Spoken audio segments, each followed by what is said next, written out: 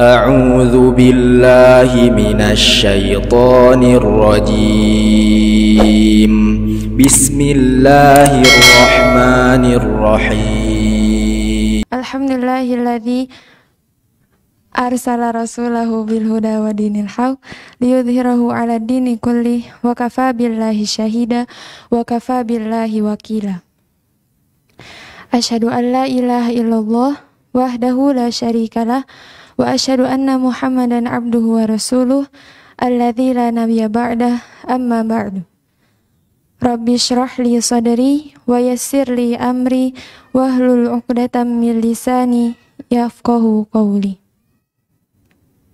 Ikhwan wal akhwat rahimakumullah. Assalamualaikum warahmatullahi wabarakatuh.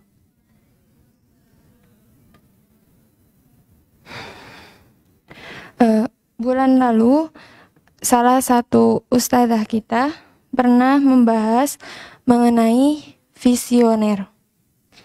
Sebelum saya menjelaskan apa itu visioner, akan saya ingatkan kembali mengenai visi. Menurut uraian dari Laksmi Sitara dalam bukunya yang berjudul Kelola Hati Raih Perdamaian, visi adalah gambaran masa depan yang kita idam-idamkan. Visi adalah suatu impian atau keyakinan bahwa suatu hal yang lebih indah, lebih bermutu, dan lebih sempurna akan hadir di masa depan, dan kita dapat mengambil bagian dalam mewujudkannya. Sedangkan orang yang memiliki visi yang jelas dalam hidupnya, inilah yang disebut sebagai orang yang visioner.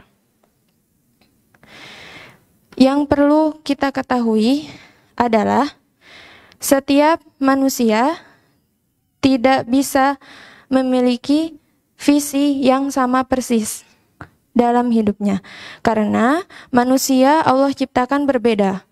Walaupun kembar, pasti ada yang membedakannya, entah itu cara pandangnya, karakternya, atau bahkan potensinya. Makanya nggak heran kalau misalkan ada anak usia 17 tahun, ia sudah memiliki usaha dengan omset jutaan rupiah. Tapi di sisi lain ada yang baru merintis usaha di usianya yang ke 35 tahun misalnya. Nah, hal ini bukan karena yang satu lebih malas dari yang lain atau yang satu lebih cerdas dan hebat dari yang lain. Karena pencapaian satu orang dengan orang lain bukan sesuatu yang dibandingkan. Maka dari itu banyak anak-anak yang protes jika dibandingkan. Nah, ada yang tahu kenapa coba adanya perbandingan? Nah, gini ya, ada yang pernah lihat model iklan atau artis yang mempromosikan sebuah produk. Misalnya, produk skincare. Nah, maka dipilihlah orang yang glowing, yang cantik, yang apalagi? Yang imut-imut, ya kayak gitu. Atau untuk mempromosikan baju, dipilihlah orang yang tinggi, putih, terus langsing dan sebagainya. Nah, semua itu dibuat agar membuat konsumen tergiur atau tertarik untuk membeli produk tersebut. Nah, dari sinilah perlahan tapi pasti definisi cakep itu dibentuk oleh mereka. Hingga kemudian orang yang kulitnya coklat, badannya pendek, kurus, gemuk, rambutnya ikal, dan sebagainya, mereka merasa minder dan merasa tidak cakep. Akhirnya, apa? Mereka habiskan waktu dan tenaganya hanya untuk disebut good looking. Entah itu operasi plastik, diet ketat, sampai beli skincare yang harganya jutaan gitu ya. Cuman gara-gara perbandingan cantik atau enggaknya, jelek atau ganteng atau jelek gitu. Nah, itu baru perbedaan secara fisik. Belum lagi perbandingan antara kaya atau miskin, bisnismen atau pengangguran, CEO atau serabutan, HP jadul atau keluaran terbaru, udah nikah atau belum nikah, kuliah atau mondok, pinter atau bodoh, menang atau kalah, bahkan cepat atau lambat. Apakah itu pilihan? Memang itu pilihan. Tapi sekali lagi saya tegaskan, manusia itu terlahir otentik, walaupun kembar identik. Tidak ada rupa atau karakter yang bisa diduplikat oleh orang lain.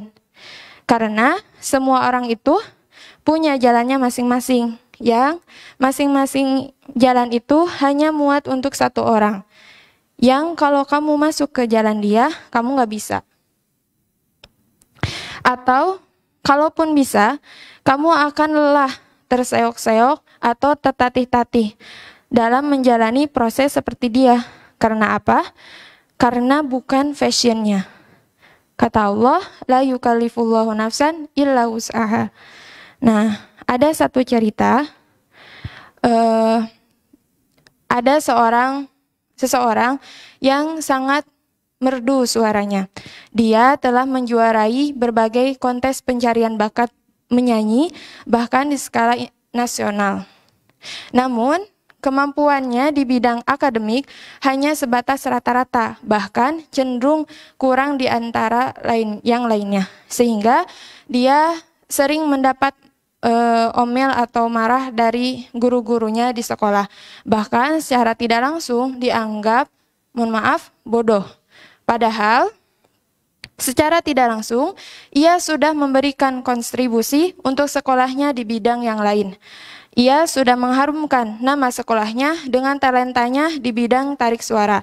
Tapi karena label yang disematkan oleh lingkaran sosialnya membuat ia menjadi tertekan dalam prosesnya untuk berkembang lebih baik. Akhirnya ia berjuang mati-matian untuk menjadi paham agar menjadi pintar di bidang akademik seperti yang lainnya. Ia berusaha sekeras mungkin agar menghilangkan label bodoh yang secara tidak langsung disematkan oleh orang-orang terhadapnya. Hingga kemudian ia menjadi lupa untuk menggali potensinya di dunia tarik suara. Hasilnya pun menyedihkan. Menjadi berhasil di bidang akademik pun hanya rata-rata. Di dunia tarik suara juga tidak bergaung prestasinya. Semua itu ia lakukan karena ia menciptakan visi yang tidak bersesuaian dengan kata hatinya. Ia berambisi untuk mewujudkan mimpi-mimpi orang lain. Nah, jadi kita boleh mencerna atau menerima pendapat orang lain. Boleh menyamakan diri kita sama orang lain. Kalau itu menjadi cambukan motivasi untuk kita. Tapi jika itu malah membuat kita menjadi sulit untuk menerima diri sendiri, maka jangan ikuti apa kata mereka.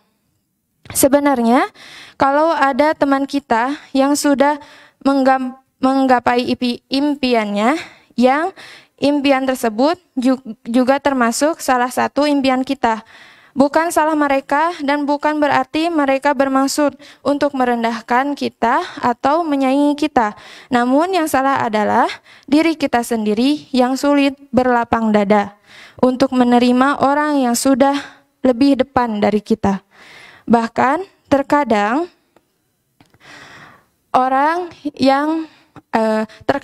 tidak jarang ya, orang-orang yang masih sulit untuk bersikap legowo dalam menjalani takdir hidupnya akan menjadi manusia yang sebegitu rendah diri atau minder ketika harus berhadapan dengan orang lain.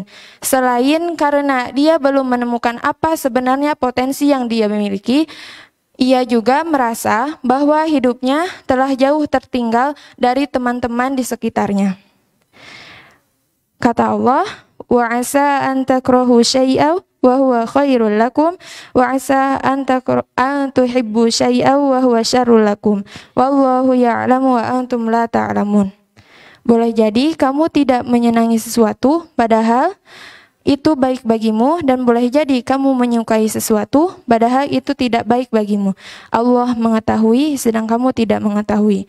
Nah, Allah menegur kita dalam sebuah hadis qudsi yang artinya, jika kamu tidak ridho dengan keputusanku, maka kamu tidak akan aku beri dunia yang kamu hidup dan mengejarnya.